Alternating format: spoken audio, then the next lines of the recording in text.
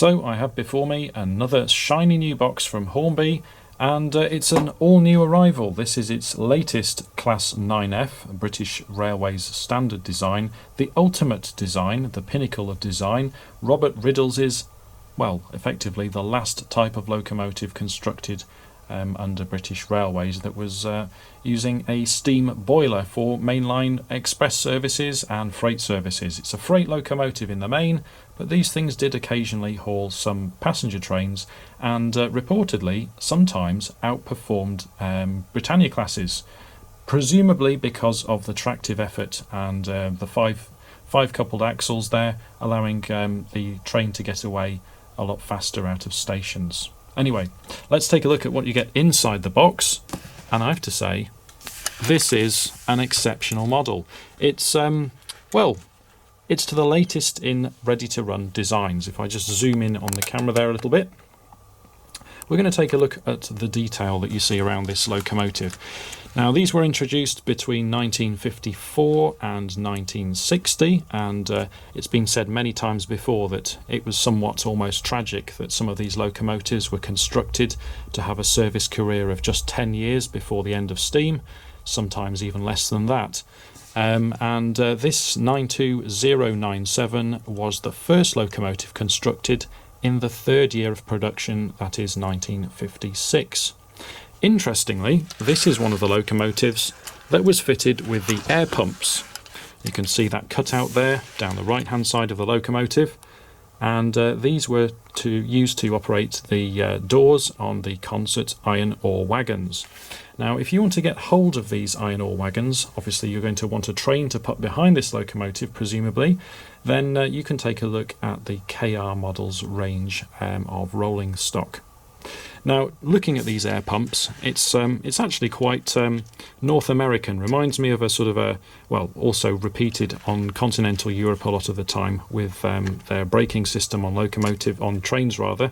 But you sort of get these Westinghouse pumps that would always clack up and down. I remember fondly a local heritage line not far from me in France, and when the pump was stuck, a decent whack with a hammer would get it going again.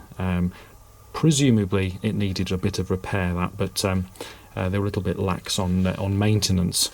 Looking around the model, obviously by this time all of the pipe work is exposed on the design of the standard classes to make maintenance as easy as possible. So you've got everything there from the whistle to injectors, the steam feed pipes, everything is on the outside of the locomotive so that you can see what goes where and where the leaks are coming from. And towards the end of their lives, the maintenance of these locomotives was such that there were leaks, and many of them. If you look at lots of archive footage of locomotives in service at the time, steam was quite often pouring from everywhere. And, they knew that the writing was on the wall for a lot of these locomotives, so maintenance was cut back accordingly. I just want to check a feature, and yes, it does indeed. You get a sliding cab roof, so that can be posed open or closed. And okay, these are positioned in the fixed position, the tender doors there, or cab doors rather.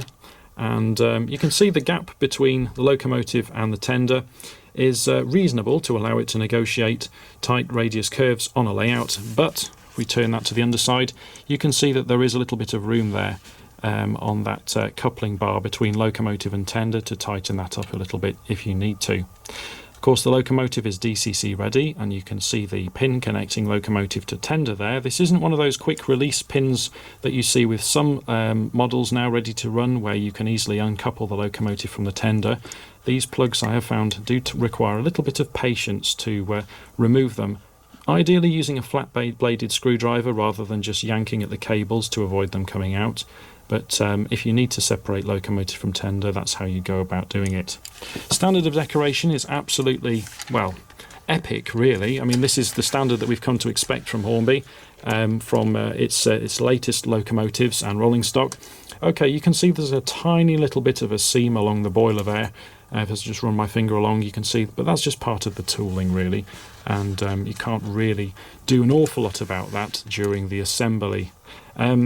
I like the blackened steel appearance of all the valve gear. That really shines through in the model, and the distinctive gap between the chassis and the running plate. You can see there's a gap there, very well captured on the model. If I just flip the model round, we can see that it's non-standard BR decoration, but the hinges on the smoke box door are picked out in silver. Somebody's been having a little bit of fun on a depot there with some paint, presumably. And again, the representation of coal has come on a long way on ready-to-run models compared to how it was even just 10 years ago.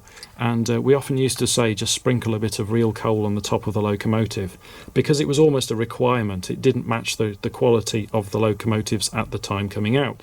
But this is such now that you can actually leave it as it is, and you could still get away with looking realistic on a model.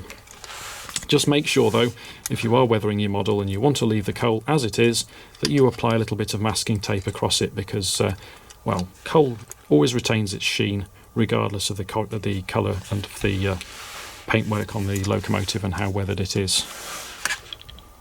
So there you go, that's a quick look at Hornby's all-new 9F locomotive for 00 gauge, specifically the Tyne Dock variant. I think it's a great model, and if you'd like to read our review, take a look at the December 2023 issue of BRM.